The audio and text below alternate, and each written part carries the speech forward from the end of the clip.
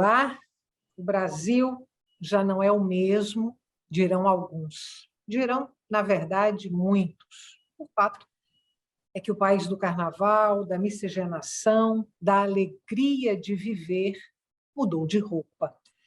Proliferam agora discursos de ódio, a intolerância ao diferente, a violência física e simbólica como método. Há quem diga que o Brasil está doente. Está? É sobre esse assunto que eu converso agora com Érico Andrade, professor do Departamento de Filosofia da Universidade Federal de Pernambuco. Eu sou Estela Mares e este programa também é veiculado pela Rádio Universitária FM e pela Rádio Universitária Paulo Freire AM. Érico, muito grata pela sua presença aqui no Opinião Pernambuco. Eu vou começar o programa deixando aí no seu colo uma frase da psicanalista Maria Homem, que diz o seguinte, abre aspas, o Brasil está doente, não tenho dúvidas, o Brasil está doente. Eu te pergunto se esse é o seu ponto de vista ou não, e no que você ancora aí as suas observações preliminares. Primeiramente, olá pessoal, uma alegria enorme estar no programa que eu gosto de ver e gosto de participar também, né? Então, saudar o fato de estarmos na TV pública que faz programas de qualidade, né? Então, é uma alegria muito grande. E falar de alegria no momento de tanta tristeza e dor, a palavra é doença, é algo que é desafiador. No entanto, eu gostaria de dizer inicialmente que o Brasil não está doente. O Brasil sempre esteve doente no que diz respeito à desigualdade racial que atravessa a nossa história, que, por seu turno, desemboca na desigualdade social. Então, o país é um país profundamente marcado por um processo enorme de segregação racial que, como eu estava dizendo, desemboca na segregação social. Esse é um processo histórico que caracteriza parte importante de nossa história. Se a gente pensa, pelo menos, a transição do Império para a República, em que o Brasil acaba com a escravidão, mas mantém o seu pacto de segregação, uma espécie de contrato racial em que as pessoas são segregadas de acordo com suas raças. Então, essa construção social do Brasil foi uma construção que marginalizou as pessoas negras, as escanteou e as colocou para fora do âmbito da esfera pública, do espaço político, de aparecimento, nesse espaço onde a gente tem a capacidade de opinar e de alguma forma, decidir os rumos da política. O que a gente viu nos últimos anos foi uma retomada, aliás, foi um começo, um início de conversa, no sentido de tentar diminuir essa desigualdade com a criação das leis, as ações afirmativas, com um certo cuidado com essa negritude, com a Fundação Palmares, né, com a fundação da Fundação Palmares, com a própria Constituição de 1988. Então, teve um grande esforço, de alguma forma, no Brasil, eu diria pela primeira vez na história, de consolidar, de algum modo, essa demanda, ou pelo menos escutar essa demanda produzida pelos movimentos sociais, pela negritude, e também pelos movimentos sociais de orientações sexuais de outra ordem, para além daquela hegemônica, que é a heteronormativa. Então, você teve todo um acolhimento dessas pautas que nós chamamos das políticas minoritárias, mas que, na verdade, compõem a maior parte do Brasil, e essas pessoas começaram a ter voz. A ação contrária a isso veio na forma de um ressentimento, de um ressentice diante dessa mudança da esfera pública e uma tentativa de tomar de volta esse poder e essa hegemonia dentro desse espaço. Então, isso gerou uma grande tensão social.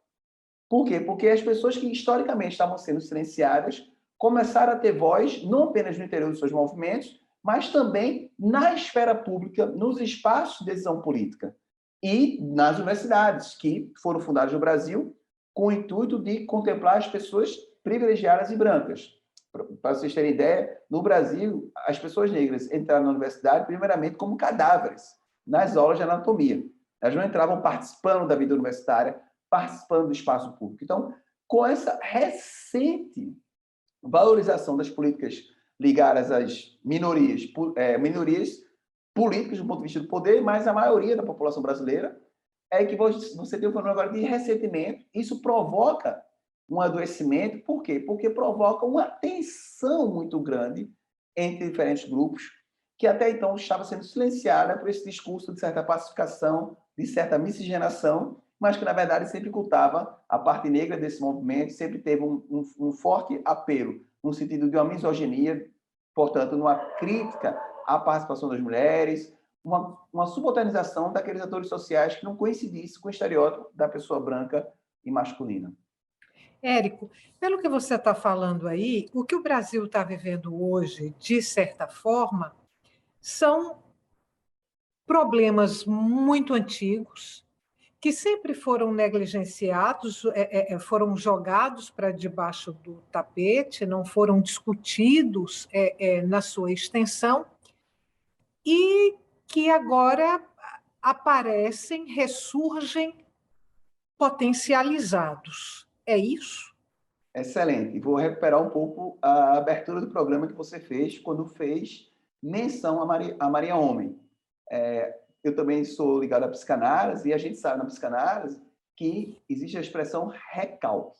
Então, o que aconteceu na população brasileira, de forma geral, foi um recalque dessas tensões, um recalque dessas dificuldades que atravessam a história do nosso país. O que a gente percebeu foi uma espécie de silenciamento proposital dos conflitos sociais. Esses conflitos existiam, e existiam sempre movimentos no sentido contrário a essa hegemonia branca, mas que eles não tinham esse poder de aparecer na esfera pública, nos jornais, nas grandes mídias. Isso é uma conquista recente. A imprensa negra, por exemplo, existe desde o final do século XIX.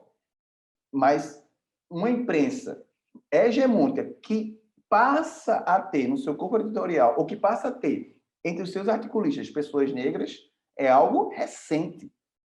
É recente.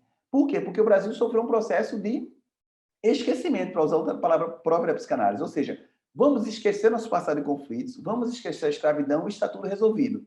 Esquecer esse contexto significa colocar para debaixo do tapete, colocar o tapete por cima e está tudo resolvido. Não. A gente colocou tanta coisa debaixo do tapete que esse tapete ficou agora disforme. Esse tapete não dá conta de esconder toda essa sujeira que é essa história do Brasil do ponto de vista das relações raciais, das relações ligadas às questões de gênero.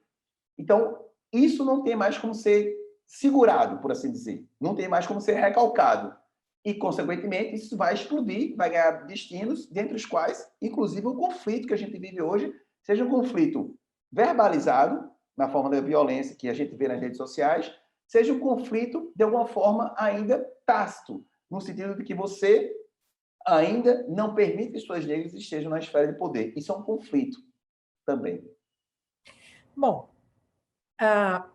vou considerar aqui que o Brasil, nesse momento, de alguma forma, está tóxico.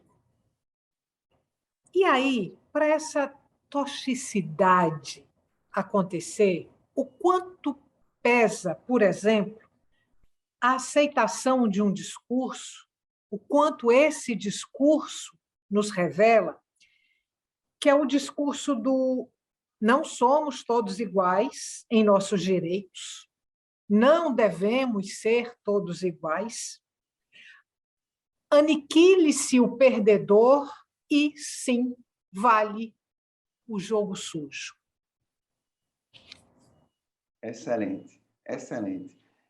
É importante dizer que, do ponto de vista da democracia liberal, que é o regime democrático no qual estamos inseridos, ou seja, nós vivemos sobre uma democracia liberal, é importante que a minoria política não seja destruída, mesmo que a maioria seja a favor da sua destruição.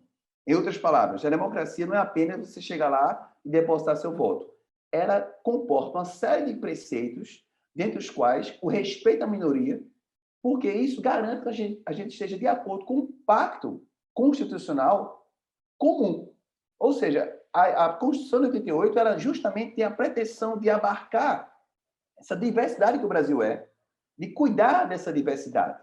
Ora, diante disso, o que é que você vai ter agora? Uma reação a toda a política que começava a consolidar os preceitos da Constituição, justamente no sentido de diminuir, de tornar as pessoas abjetas, no sentido de reforçar estereótipos sociais que tornam a nossa vida muito tóxica. Por quê? Porque torna a nossa vida muito difícil de ser levada a cabo quando se tem um monte de gente dizendo que você é inferior, dizendo que sua orientação sexual não é legítima, que você não tem direito de casar com uma pessoa do mesmo sexo, que você, por ser negro, não é capaz das mesmas coisas que as pessoas brancas são. Então, toda essa construção social é uma construção que adoece. Por quê? Porque ela contamina todo o ambiente no sentido de sempre reforçar estereótipos. Isso, reforçar estereótipos funciona de um duplo modo. Por um lado, reforça o estereótipo das pessoas tomadas como inferiores. Por outro, reforça o estereótipo das pessoas tomadas como superiores. Então, é esse conflito que o Brasil assiste hoje de forma explícita, graças às redes sociais, graças a toda essa mídia que permite que as coisas ganhem, assim, por assim dizer, uma maior ampliação do ponto de vista de suas questões, de suas falas, etc. Ou seja, há uma amplificação desse racismo, dessa misoginia, que até então estava restrita, de certa forma, à vida privada de alguns grupos. Agora, isso tomou conta da esfera pública como uma reação ao crescimento, justamente, do poder dessas minorias políticas que vai crescendo, e à medida que essas minorias crescem politicamente, você vai ter uma reação que, de alguma forma, é proporcional a esse crescimento. É por isso que nós vemos no Brasil um governo reacionário. Ou seja, é uma reação numa tentativa de voltar a um estágio anterior a esse da consolidação de políticas ligadas às minorias políticas. Érico, a gente vai ter 1 minuto e 30 aí para fechar esse bloco. E aí eu quero te trazer uma pergunta. Você falou há pouco que tem trânsito também, né, na psicanálise. E aí eu te pergunto se esse conservadorismo que assustou muita gente, que de repente veio à tona, né, no Brasil, esse discurso intolerante, puxando para a psicanálise, o que nós estamos desejando é um pai autoritário que nos diga: isso pode, isso não pode, você não pode casar com uma pessoa do mesmo sexo, você não pode namorar com uma pessoa negra. É isso, assim, a gente quer um pai autoritário de volta? Essas pessoas conservadoras, elas querem uma economia psíquica, querem uma estabilidade emocional, que elas consideram que é perdida quando você borra esses limites conservadores de relações sociais, de relações interpessoais. Então, é como se o desejo fosse, na verdade, de uma estabilidade que, diga-se de passagem, nunca existiu, mas uma estabilidade que, fantasmaticamente, ou seja, imaginativamente, as pessoas acham que vai existir caso você mantenha as coisas como são. Ou seja, se você mantém a impossibilidade da relação entre pessoas do mesmo sexo, se você mantém esse pacto de segregação racial no Brasil, ora tácito, ora explícito, então é uma tentativa, de algum modo, de manter a situação na suposta ansiedade de que isso gere estabilidade. Mas isso a gente sabe que não é bem assim, uma vez que o Brasil também, do ponto de vista do conservadorismo, é, sobretudo, hipócrita. A gente vai fazer um intervalo, Érico, bem curtinho, e volta daqui a pouco para continuar essa conversa, tá bom? Para continuar aqui o Opinião Pernambuco. Até já.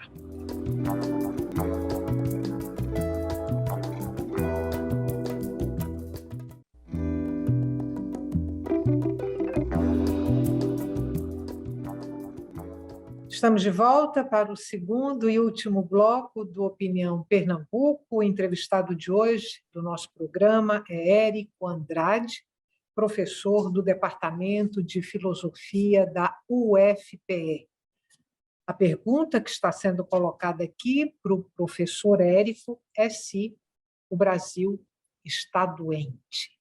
Eu sou Estela Mari Saldanha e lembro para você, mais uma vez, que este programa também é veiculado pela Rádio Universitária FM e pela Rádio Universitária Paulo Freire AM.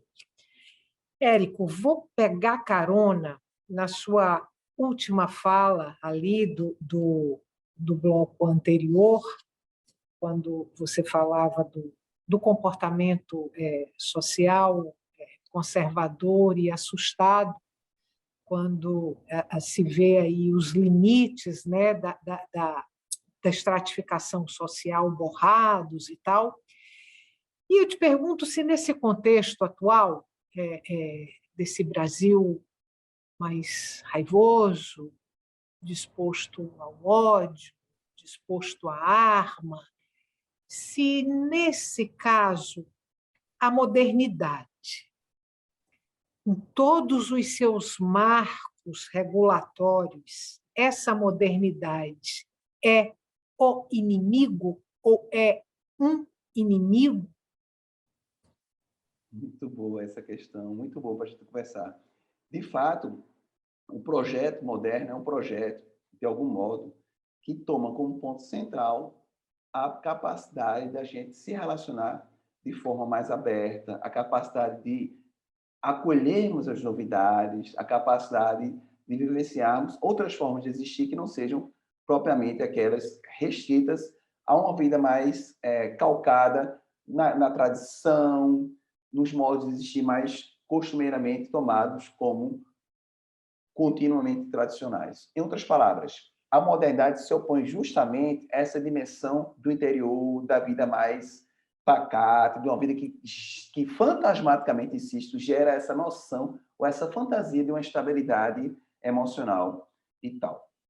Ora, então, o movimento reacionário é um movimento de uma volta para um passado idílico, um passado que, insisto, nunca existiu, mas é uma imagem do passado em que as coisas estão bem definidas, que as questões de gênero são bem definidas, que as questões raciais são bem definidas. Então, não é apenas uma oposição ao moderno, mas uma tentativa de voltar no tempo. Ou seja, não é apenas conservar as desigualdades, mas é voltar a um tempo que as desigualdades eram consideradas naturais.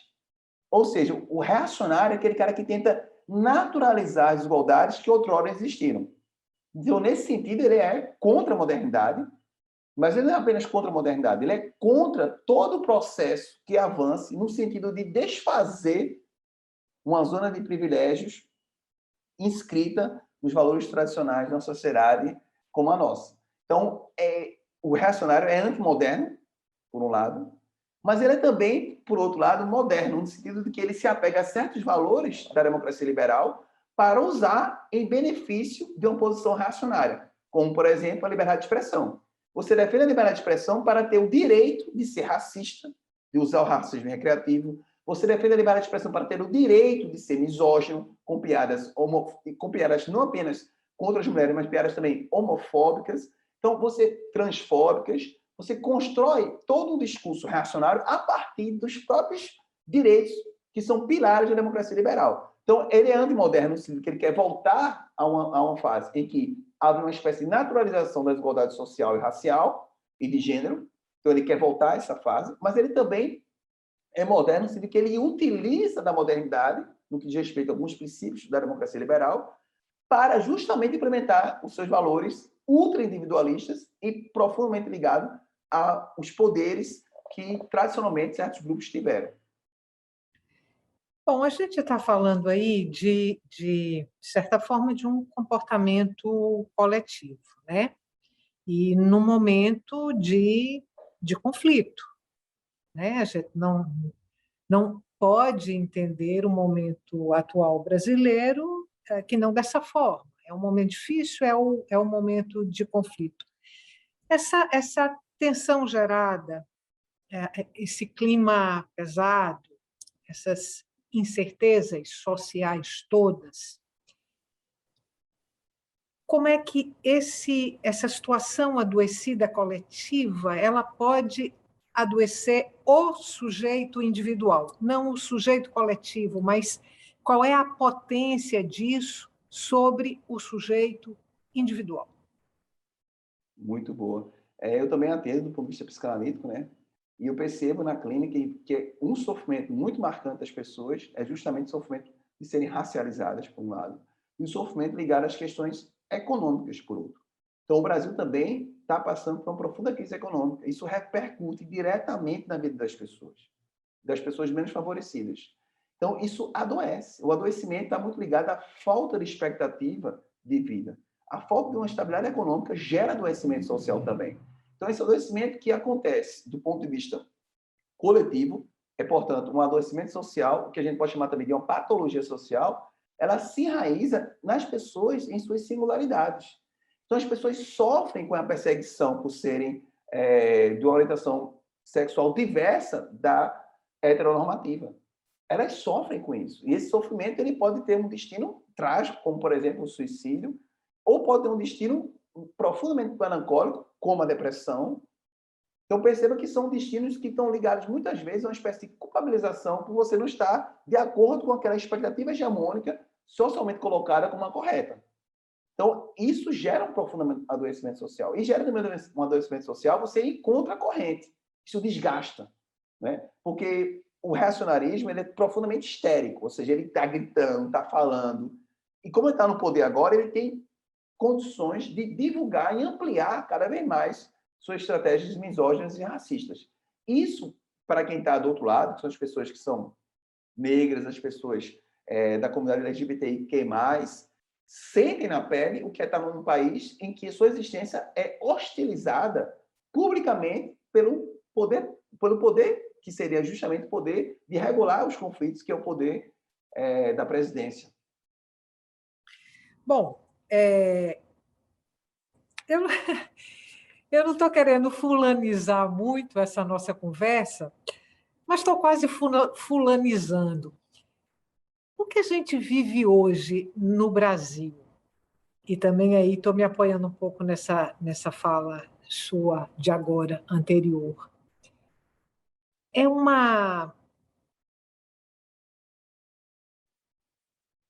pensamento, é uma lógica miliciana. A pergunta parece que a gente tinha ensaiado essa conversa há muito tempo, que é exatamente a questão que eu acho que se sucede do que eu falei.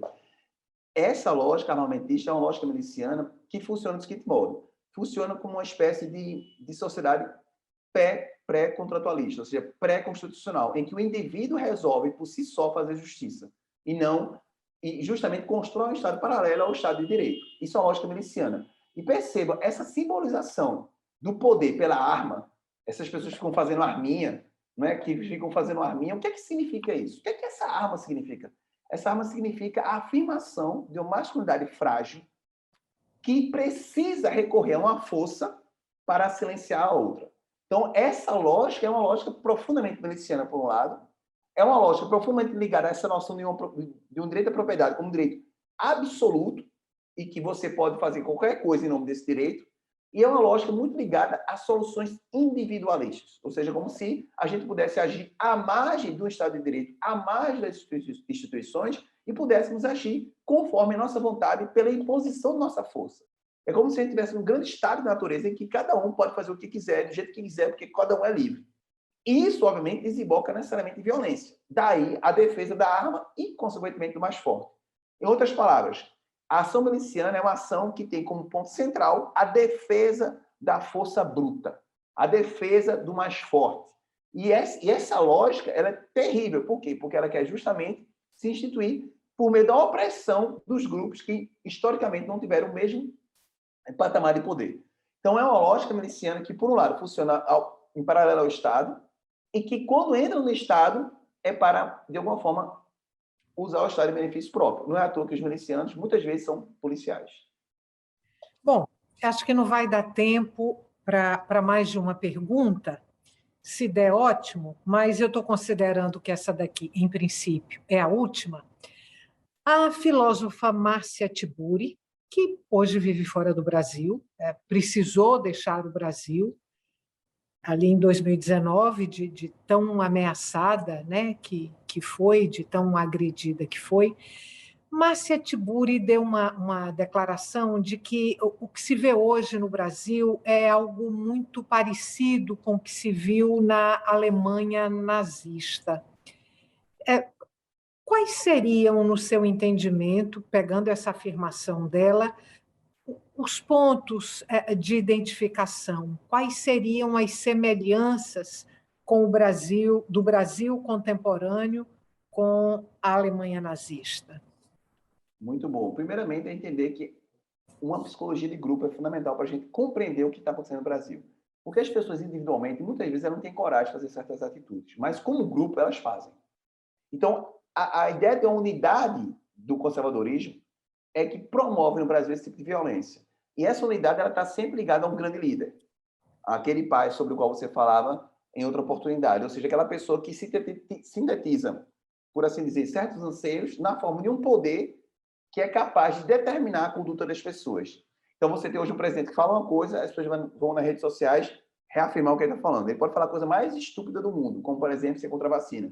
Mas ele vai ter pessoas apoiando ele, dizendo que a vacina, de fato, pode causar problemas, como essa última estupidez que ele disse, que a vacina causava AIDS. E você vai ter pessoas defendendo isso. Então, é uma atitude que requer uma noção de grupo, pessoas que se fortalecem, se firmarem num grupo, que se reconhece, justamente quando segregam os outros grupos, ou seja, o meu grupo é importante, é fundamental, porque ele preserva os valores que eu acredito, e os outros grupos são contrários a mim, então eu crio uma conspiração de que todo mundo é contrário a mim, e só eu sou puro o suficiente para pertencer a esse grupo. Isso gera, de alguma forma, um fortalecimento dessas teses nazistas, de que existe uma pureza racial, de que existe um grupo de pessoas escolhidas, de que existe uma história do Brasil que é digna de grande valor, que é uma grande história, que a escravidão foi um acaso, foi contingente, mas que o Brasil é um país poderoso. Então, esse ocultamento e distorção da história, essa formação de grupos ligados à noção de pureza, e essa compreensão de que todas as pessoas que pensam diferente são contrárias a mim, são inimigas, são pilares fundamentais do nazismo e também dos movimentos autoritários que nós estamos vendo aqui no Brasil hoje. Érico, mais uma vez, muito obrigada. Volte sempre, viu? Obrigada. Prazer, gente. Muito obrigado. Tchau, tchau.